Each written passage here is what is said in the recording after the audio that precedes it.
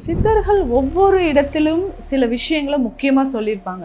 So இந்த இடத்துக்கு போயிட்டு வந்து அங்கே ஒவ்வொருத்தருக்குமே இருக்கக்கூடிய அந்த பவர் வந்து ஆக்டிவேட் ஆகுது.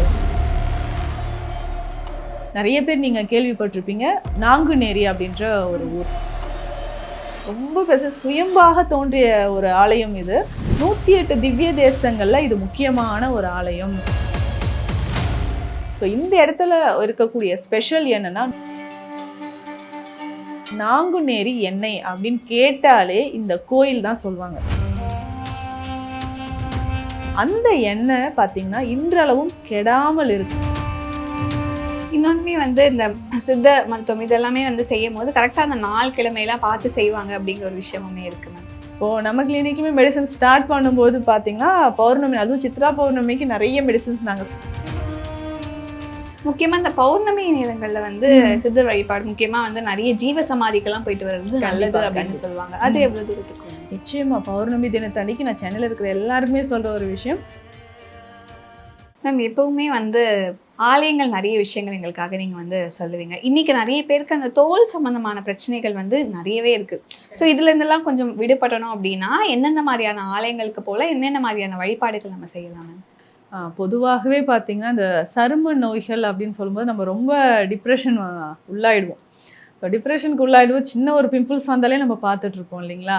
ஆனால் இப்போ இந்த எக்ஸிமாவாக இருக்கட்டும், இந்த சொரியாசிஸ், இந்த விட்லிகோ மாதிரியான பிரச்சனைகள் வருதுன்னா இந்த க்ரானிக் ஸ்கின் டிசீஸ் அப்படின்னு சொல்ல ரொம்ப நாளாக இருக்குங்க, க்யூர் ஆகுது ஆனால் திரும்ப வருது, க்யூர் ஆகுது திரும்ப வருது அப்படின்னு.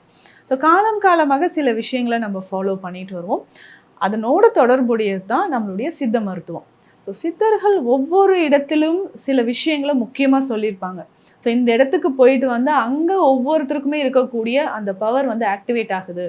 ஸோ நமக்கு அது போயிட்டு வரும்போதோ இல்லை நம்ம ராசிக்கான நம்ம நட்சத்திரத்துக்கான அந்த ஆலயத்திற்கு நம்ம சென்று வரும்போது வழிபாடு செஞ்சுட்டு வரும்போது நமக்கே அந்த உடல் நலனில் இருக்கக்கூடிய பிரச்சனைகள் நிறையவே தீர்க்கப்படுது அப்படின்னு சொல்லலாம்.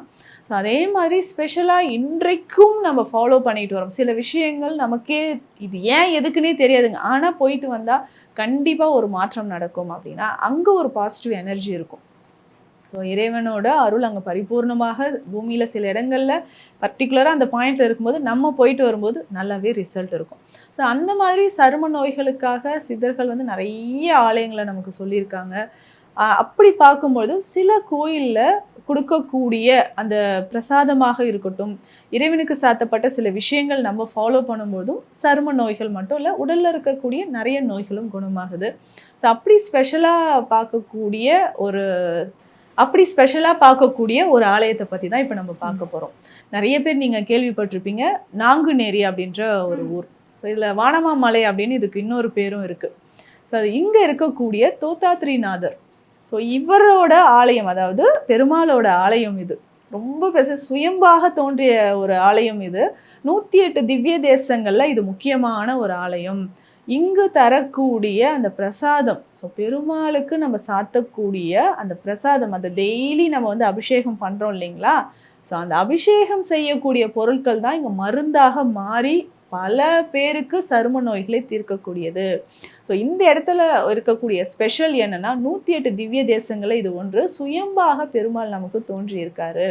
ஸோ முன்னொரு காலத்தில் பார்த்தீங்கன்னா சிந்து தேசத்துலேருந்து ஒரு மன்னர் வராரு. ரொம்ப நாளாக அவருக்கு தீராத சரும பிரச்சனை இருக்குது. ஸோ அது ரொம்ப கவலையோடு அப்படியே வந்துட்டு இருக்கும்போது பார்த்தீங்கன்னா இந்த இடத்துல வந்து அந்த குளக்கரையில் உட்காந்துருக்காரு. ஸோ அந்த குளத்தில் ஒரு நாய் இறங்கி வெளியில் போகும்போது சாதாரணமாக இருந்த ஒரு நாய் அந்த குளத்தில் அந்த தண்ணியில் மூழ்கிட்டு வெளியே வரும்போது ஒரு நல்ல பார்க்குறதுக்கே ஒரு அழகாக ஒரு தெய்வீக அம்சம் பொருந்திய மாதிரி அழகாக வருது. ஸோ இதை பார்த்துட்டு அவருக்கு ஒரு பெரிய ஆச்சரியம் வருது. சரி, நம்மளும் இந்த குளத்தில் இறங்கி நம்ம மூழ்கி எந்திரிச்சு வருவோன்ட்டு கடவுளை நல்லா வேண்டிட்டு மூழ்கி எந்திரிக்கிறாரு. அவரோட சரும பிரச்சனை கம்ப்ளீட்டாக க்யூர் ஆகிடுது. ஸோ நல்ல குணம் கிடைச்ச பிறகு அவருக்கே ஓகே, நம்ம வந்து இங்கே கண்டிப்பாக இறைவனுக்கு நன்றி செலுத்தும் வகையில் இங்கே ஒரு ஆலயம் நம்ம வந்து கட்டியே ஆகணும் அப்படின்னு சொல்லிட்டு தான் இந்த வானமாமலை அந்த ஆலயத்தை சிறப்பாக கட்டி முடிக்கிறார். ஸோ வானமாமலைனா வான அளவுக்கு உயர்ந்த ஒரு மலை, அந்த அளவுக்கு பெருமாள் நமக்கு நிறைய அருளாசிகளை வழங்கக்கூடிய ஒரு தலமாக இருக்குது. இங்கே ஸ்பெஷல் என்னன்னு பார்த்தீங்கன்னா நாங்குநேரி எண்ணெய் அப்படின்னு கேட்டாலே இந்த கோயில் தான் சொல்லுவாங்க. அந்த அளவுக்கு ஸ்பெஷல். நாங்குநேரி எண்ணெய்ன்னு சொல்கிறது பலவிதமான சரும பிரச்சனைகளை தீர்க்கக்கூடியது. இங்கே தினம்தோறும் பெருமாளுக்கு பார்த்தீங்கன்னா நல்லெண்ணெய், சாம்பிராணி, பன்னீர், குங்குளியம், இளநீர் இது எல்லாமே சேர்த்து அபிஷேகம் செய்கிறாங்க இல்லையா? ஸோ இது எல்லாமே பக்கத்தில் இருக்கக்கூடிய ஒரு கிணற்றுல வந்து சேர ஆரம்பிச்சிடும். ஸோ வெயிலாக இருந்தாலும் மழையாக இருந்தாலும் அந்த எண்ணெயில் பட்டுக்கிட்டே இருக்கும். அந்த எண்ணெய் பார்த்தீங்கன்னா இன்றளவும் கெடாமல் இருக்குது. அதுதான் இறைவனோட ஒரு அதிசயம்னே சொல்லலாம். ஸோ அந்த எண்ணெயை தான் பக்தர்கள் எல்லாருக்குமே அங்கே கொடுக்குறாங்க. ஸோ சரும பிரச்சனை இருக்கிறவங்க இன்றளவும் அந்த எண்ணெயை நம்ம யூஸ் பண்ணிகிட்ருக்கோம். ஸோ சித்த மருத்துவத்திலுமே இது நமக்காக ஒரு பாடத்தில் எங்களுக்கு வருது. நாங்குநேரி எண்ணெய் சரும பிரச்சனைகளுக்கு அவ்வளோ சிறப்பு வாய்ந்ததுன்னே சொல்லியிருக்காங்க.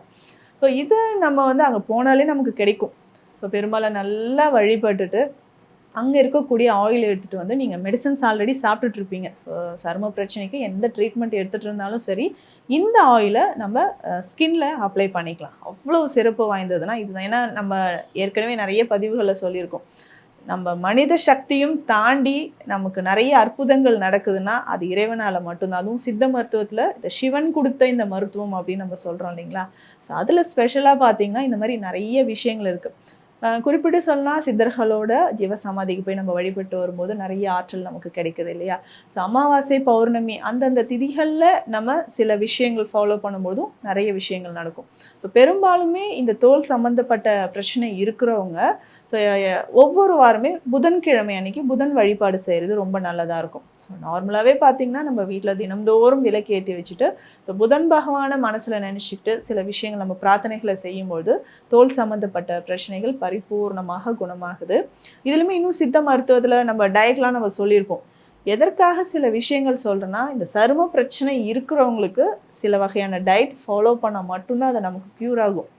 ஸோ அதையும் நம்ம ஃபாலோ பண்ணிட்டு வரும்போது ரொம்ப நாளாக க்ரானிக்காக இருக்கக்கூடிய ஸ்கின் ப்ராப்ளம் எல்லாமே நமக்கு க்யூர் ஆகுதுன்னு சொல்லலாம். இன்னொன்றுமே வந்து இந்த சித்த மருத்துவம் இதெல்லாமே வந்து செய்யும் போது கரெக்டாக அந்த நாள் கிழமையெல்லாம் பார்த்து செய்வாங்க அப்படிங்கிற ஒரு விஷயமுமே இருக்குமே.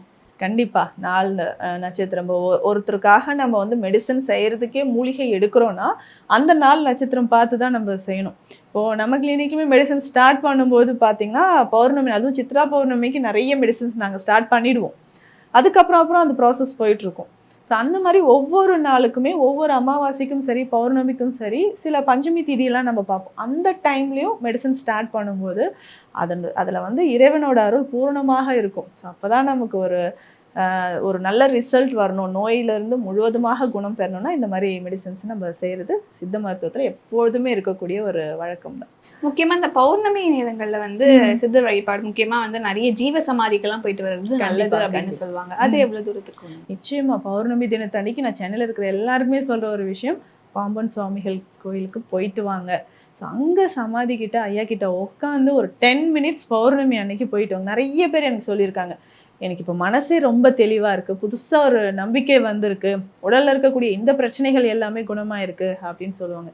ஸோ அதனால் தவறாமல் பௌர்ணமி அன்னைக்கு பாம்பன் சுவாமிகள் கோயிலுக்கு போயிட்டு வரதே ஒரு பெரிய ஒரு பாக்கியம்னு சொல்லலாம். அதே மாதிரி சித்தர்களோட ஜீவசமாதிக்கு போயிட்டு வர்றது தவறாமல் வெள்ளி மற்றும் இந்த அமாவாசை பௌர்ணமி அன்னைக்கு ஸோ நம்ம ஜீவசமாதிக்கு போயிட்டு வர்றது அவ்வளோ நல்லது.